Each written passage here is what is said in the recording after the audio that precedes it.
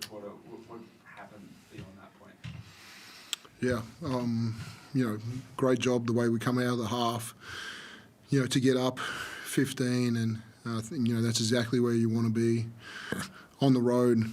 I think some things came downhill quick. There was some three balls that was, if we could just negate those and, live with some contests in the paint at that time.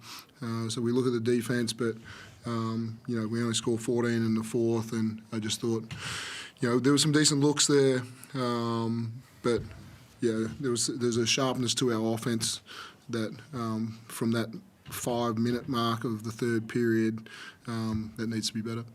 What's the balance for you when you're drilling your guys and you get into foul in the penalty midway through the third quarter? Do you have to tell your guys to back off a little bit? It feels like that connection, that intensity is what you guys live for, but you guys can't do that for the whole game, can you? Well, we hope we can.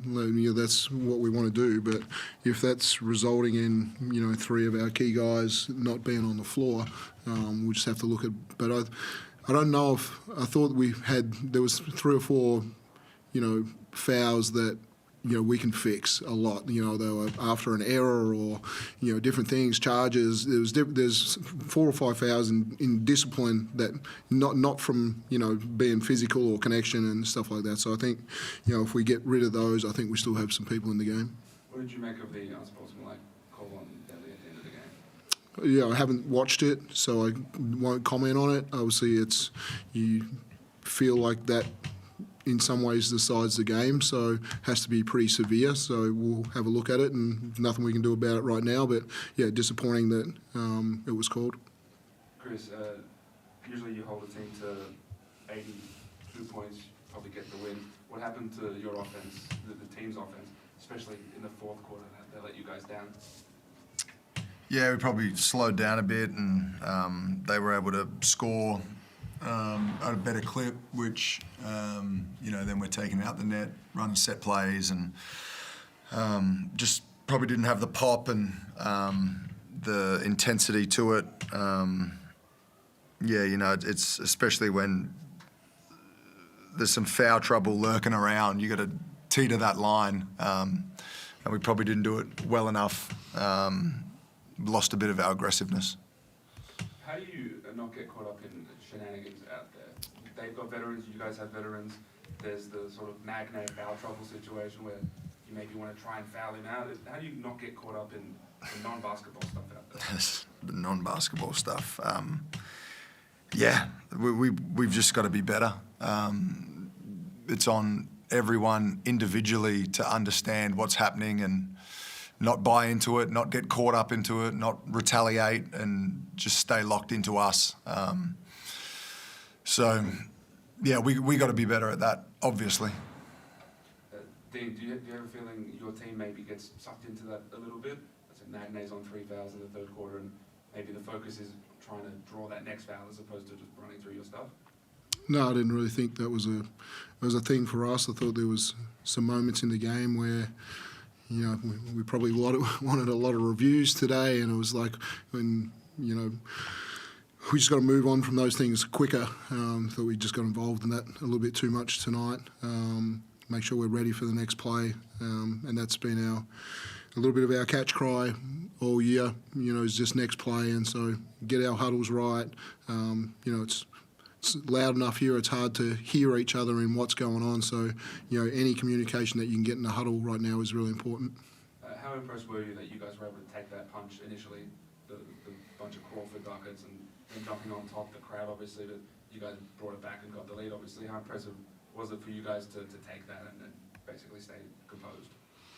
Yeah, as I said, you do, take the punches early on. We knew they were going to come with everything. Crawford, was on point and shot it well in that first part, and we weathered it. And I'm not sure if he scored after quarter time, but we locked into him a lot better. I thought our defensive scout was solid. Little adjustments that we made, I thought we were pretty good at it.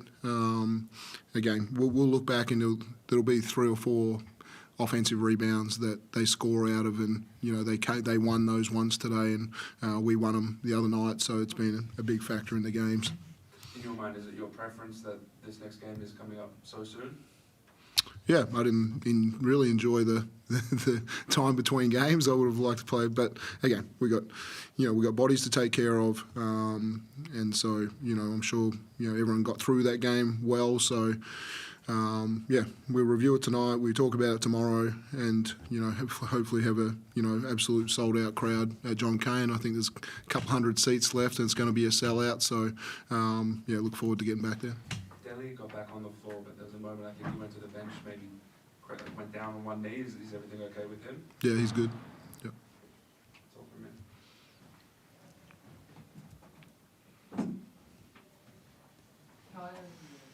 Oh, hey, Chris. Yeah, Dean, I want to get your thoughts on Australia. I mean, his defensive performance in these two games, especially on Milton Boyle now, has been outstanding. And then offensively, he was the one guy that looked like he was capable of pulling it back for you late in the game before he got out. Can I just get your thoughts on what he did tonight? Yeah, he was outstanding defensively. Made a massive defensive play to get a steal and push out. And when he's in the game and we're getting deflections, our pace really is generated, and we get to the rim. And he goes 8 of 12, has 20 points, and plays the defense at that. And we're still asking this little bit more of him to make sure he just doesn't pick up any of these little cheap fouls. But yeah, he was outstanding tonight, as he has been all year and all series. Chris, you've had a bit of a long running battle with Grim for a lot of your career now. In the middle of the series, it's probably silly to say you enjoy the battles, but what's it like going up against him for a lot of the time you go on the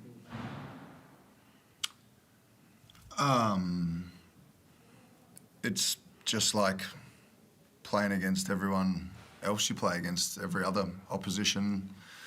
Lock into your scout, strengths, weaknesses, and try and come out on top and get a win. Unfortunately, we didn't get that win tonight. When you now try to bounce back in 36 hours, what are the things that you focus on? Do you look at those last 17 minutes where you can only score 22 points and you try to get your offense back from? Do you try to see where you can sort of lock them down defensively a little bit? What are your focuses now over the next 36 hours, Chris? Yeah, I mean, you can't dwell too much. The positive is we know that basketball that got us the 15-point lead is in us. We showed it the other night in Melbourne. We showed it again tonight. It's about how good is your bad, and we had to really limit that run, and we had to find a way to get some easy buckets and keep it ticking over. But yeah, we definitely need to look at the things we did poorly. Our mindset has been, how can we get better? And you do that by looking at your mistakes and learning from them and trying to bring out more of that basketball that got us that big lead.